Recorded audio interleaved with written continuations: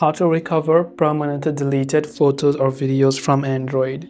If you want to recover those permanently deleted photos or videos from your Android phone, first of all, let's say I opened up my gallery and I went ahead and then deleted some of my photos like this, and I can still actually recover them because most of the smartphone companies or manufacturers these days allows us to recover our photos and videos up to a couple of days after deletion, like 15 or 30 days. So depending upon the phone you're using, look for its gallery, trash or recycle bin icon. In the case of my Samsung phone, I can go to this menu option, then I can go to trash, I can find the photos and videos that I've deleted, I can select that and I can choose to restore them.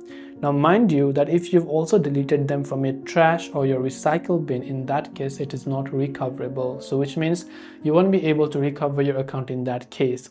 So now sometimes luckily what happens is if you have turned on backup on your Google Photos, even if you have deleted the photos from your gallery, they might still be backed up to your Google Photos app or Google account. So try to check within that account if the photos still remain over there, and you'll be able to find those photos if it still exists. So I hope this video helped you out, and if you have got any further questions, do feel free to leave them down below. Thanks for watching and see you in the next video.